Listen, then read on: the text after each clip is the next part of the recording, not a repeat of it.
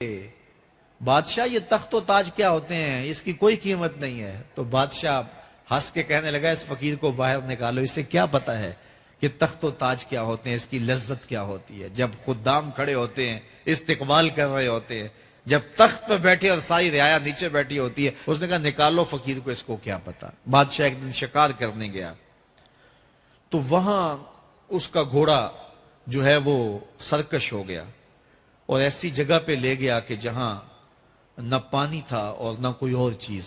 بادشاہ وہاں ہانپ رہا ہے کہ وہی فقیر مشکیزہ ڈالے ہوئے گزرا اور آواز دے رہا ہے پانی لے لو، پانی لے لو۔ بادشاہ کی تو موت واقع ہونے والی تھی، آخری ہچکیاں تھی، تو اس نے آواز دی پانی۔ تو اس فقیر نے کہا کہ ہاں تمہارے پاس ہے کوئی قیمت پانی دینے کی؟ اس نے کہا میں بادشاہ ہوں اس ملک کا۔ اس نے کہا ہوتے ہوگے، مجھے غرض نہیں ہے، میں تو بیچتا ہوں پانی۔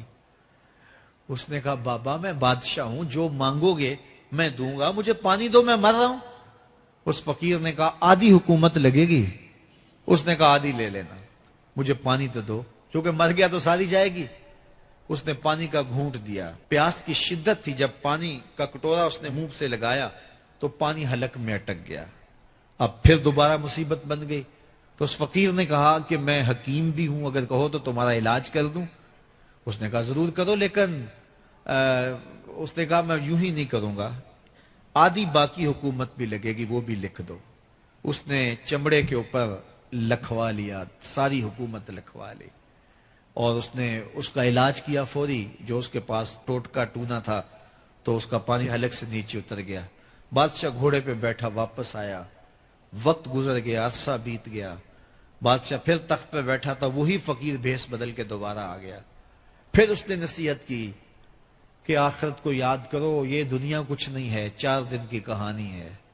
بادشاہ نے کہا تو میرا خیال ہے پہلے بھی کبھی آیا تھا، تو نہیں سمجھتا تخت و تاج کی لذت کیا ہے۔ اس نے کہا اس کی کوئی قدر و قیمت نہیں ہے، چھوڑ اسے، آخرت سب کچھ ہے۔ تو اس نے کہا نکالو اس فقیر بابے کو، یہ اس دن بھی آیا تھا تو آج پھر آ گیا ہے، اپنی راہ لے بابا۔ اس فقیر نے اپنے تھیلے سے وہ چمڑے کی دستاویز نکالی جس کے اوپر اس نے ساری حکومت لکھ کے دی تھی۔ اس نے کہا بادشاہ یہ ہے تیری حکومت کی قیمت، صرف 2 گھونٹ پانی، جس پر تو نازاں ہے، جس پر تجھے فخر ہے، تو قبل اس سے سورج مغرب سے طلوع ہو جائے، توبہ کا دروازہ بند ہو جائے، سانسیں اٹک کے حلق تک آ جائیں، اور ہماری زندگی کا دفتر سمیٹ دیا جائے، اور پھر پچھتائیں ہائے جو چند لمحے ضائع کیے، ہائے جو زندگی برباد کی وہ کیوں برباد کی۔ کل کے پچھتاوے سے بہتر آج کا پچھتاوا، زندگی پلٹ ہوگا، وقت پر کافی ہے ایک قطرہ بھی آب خوش ہنگام کا، جل گیا جب کھیت برسا می تو پھر کس کام کا۔ آئیے میں اور آپ اپنی زندگی کو مالک کی چوکھٹ پہ، مالک کی دہلیز پہ لے جائیں، اس کے حضور سچی توبہ کریں، رجوع لائیں، اپنے گناہوں سے معافی مانگیں، وہ کریم ایک آنسو سے سارے گناہ معاف کر دے گا۔ اپنی آخرت کی تیاری کریں، کاروبار دنیا بھی کریں، لیکن اصل ہماری زندگی آخرت کی زندگی ہے۔ صحابہ کو خندق کھودتے دیکھا تو پیار آیا تو یہی کہا اللہم ان العیشہ عیش الاخرہ، اے اللہ زندگی تو آخرت کی زندگی ہے، فاغفر للانصار والمہاجرہ، میرے انصار کو بھی بخش دے، میرے مہاجروں کو بھی بخش دے۔ تو اللہ تعالی ہم سب کی مغفرت فرمائے۔ انسان کو اللہ تعالیٰ نے اتنی نعمتیں عطا کی ہیں کہ اگر وہ ان کا احساس کر لے تو کبھی بھی ناشکری اس کے انداز سے، رویے سے اور اس کی طرز زندگی سے ظاہر نہ ہو، بلکہ اس کا سانس سانس جو ہے وہ اللہ کا شکر کرے، اللہ کی تقدیس کے گیت گائے۔ لیکن یہ انسان ناشکرہ ہے۔ وَإِنَّهُ عَلَى ذَلِكَ لَشَهِيدٌ، اس پر اسے کوئی خارج سے گواہی کی ضرورت نہیں ہے، وہ خود اس پہ گواہ ہے، اسے خود پتا ہے کہ میں کتنا ناشکر ہوں۔ ذرا اندر اتر کے دیکھے تو اس نے کیا اس کی نعمتوں کا شکر ادا کیا ہے، اس کی کتنی بڑی نعمتیں ہیں حضرت انسان کو۔ انسان غور کرے، تدبر کرے۔ میں کئی دفعہ یہ بات بتا چکا ہوں، میرا ایک ملنے والا ہے، پیر بھائی ہے، تو اس کو مسئلہ کیا ہے کہ یہ جو منہ میں لعاب آتا ہے اس کی مقدار کم ہے۔ تو بنیادی طور پہ وہ لیکچرار ہے، تو اس نے روز جو ہے وہ طلباء کو لیکچر دینا ہوتا ہے تو 15 منٹ نہیں بول پاتا کہ منہ خشک ہو جاتا ہے. اب ہم نے کبھی اس کو نعمت سمجھا؟ یہ جو منہ میں لعاب آتا ہے ہم کہتے ہیں کہ یہ ایک مصیبت ہے, تھوکتے رہتے ہیں, لیکن اگر اس کی مقدار کم ہو تو زندگی اوکھی ہو جائے. یہ نظام انہضام پہ بھی اثر انداز ہوتا ہے اور پھر اس کی بینائی بھی کمزور ہو گئی. ایک آنکھ کی بینائی تو بالکل ختم ہو گئی. مرض کیا ہے, مسئلہ کیا ہے, کون سی نعمت کم مل رہی ہے؟ پانی نہیں مل رہا, مل رہا ہے. آکسیجن نہیں مل رہی ہے. گردش خون جاری ہے. کمی کیا ہوئی؟ کبھی سوچا بھی نہیں ہم نے. لعاب کی مقدار ضرورت سے کم ہے تو زندگی مشکل ہو گئی. انسان یہ لعاب جس کی اہمیت تیری نظر میں کوئی نہیں, یہ کم ہو تو پھر زندگی عذاب بن جائے. تو اللہ نے جو تجھے نعمتیں دی ہیں اگر وہ نہ ہوں تو پھر بتا زندگی کیسے گزرے. تو انسان کو اتنی نعمتیں دی ہیں اللہ نے, اتنا کچھ عطا کیا ہے. اوناسس نامی دنیا کا امیر ترین شخص تھا, اس کی آنکھوں کے پپوٹے کام کرنا چھوڑ گئے. یہ آٹومیٹک سسٹم رب نے لگایا ہوا ہے. ادھر سے تنکا اڑا, ادھر آنکھ بند ہو گئی. اب ڈاکٹر سلوشن ٹیپ لگا کے اس کی آنکھ کھولتا تھا اور جب سوتا تھا تو ٹیپ لگا کے بند کر دیتا تھا. کسی نے اس سے پوچھا کہ زندگی کی سب سے بڑی آرزو, کہا کاش اپنی آنکھیں اپنی مرضی سے کھول سکوں. کہا اس کے لیے کوئی قیمت پیسے دینے پڑے تو کتنے دے گا؟ کہا ساری دولت لگا دوں گا. کبھی ہمیں یہ احساس ہوا؟ بہت سارے لوگوں کو آج پتا چلا ہوگا یہ بھی ایک سسٹم ہے, ایسا ہے رب نے قدرتی لگایا ہوا ہے. اس پر کوئی بل ہی نہیں کبھی آیا. آپ 3 مہینے بل نہ دے تو وابڈا والے میٹر کاٹ دیتے ہیں کہ نہیں؟ بجلی کاٹ دیتے ہیں, سوئی گیس والے کنیکشن کاٹ دیتے ہیں. لیکن ساری زندگی رب کو سجدہ نہ کرو. اس نے کبھی سورج کو نہیں کہا کہ اس نافرمان کے گھر تیری روشنی نہیں جانی چاہیے. اس نے کبھی چاند کو نہیں کہا کہ تیری چاندنی اس کے آنگن میں نہیں جانی چاہیے. جس طرح با یزید کے گھر میں سورج کی کرنیں جاتی ہیں اس نافرمان کے گھر میں بھی ایسے ہی جاتی ہیں.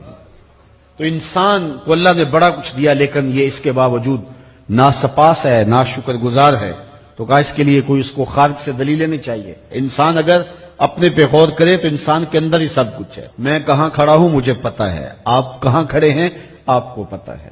یہاں میں واز کر رہا ہوں, تلقین کر رہا ہوں, نصیحت کر رہا ہوں, آپ کی نظروں میں بہت اچھا ہوں گا.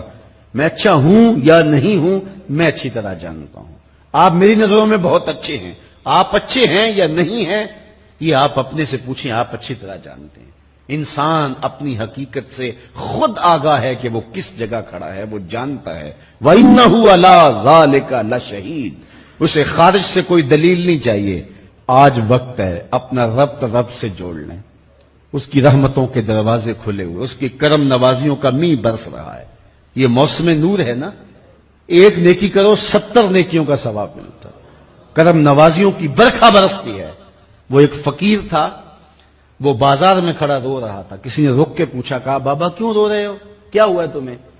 کسی نے مارا ہے, تنگ کیا ہے, بھوک کی شدت ہے, کیا ماجرا ہے؟ کہا نہ بابا یہ میرے مسئلے نہیں ہیں. کہا پھر کیوں کھڑے ہو؟ وہ مجذوب تھا. کہنے لگا میرا پروگرام بنا کہ بندوں کی اور رب کی صلح کروا دوں. تو کہا پھر کیا ہوا؟ کہا وہ تو مانتے ہیں یہ نہیں مانتے.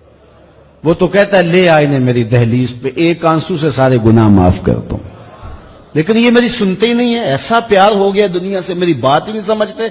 میں انہیں سمجھاتا ہوں آگے سے مجھے پتھر مارتے ہیں. میں ان کی خیر کے لیے ان کو کہانی سنا رہا ہوں, میاں یہ دنیا عارضی ہے, لیکن یہ مجھے گھول گھول کے دیکھتے ہیں.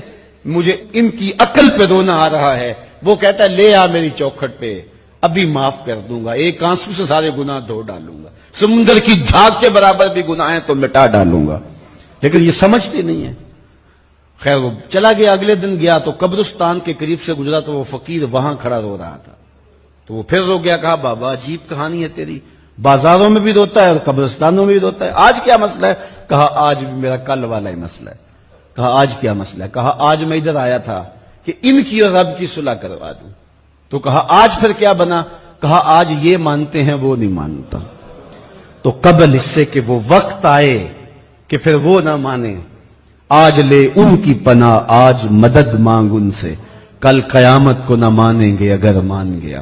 تو یہ تھوڑا وقت ہے زندگی کا, اس زندگی کو غنیمت سمجھے. آفاق کے ہر گوشے میں قرآن سنا کر دم لینا،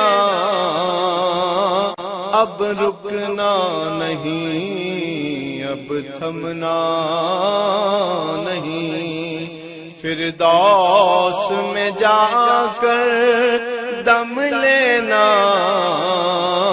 آفاق کے ہر ہر گوشے میں قرآن سنا کر دم لینا، اب رکنا نہیں، اب تھمنا نہیں۔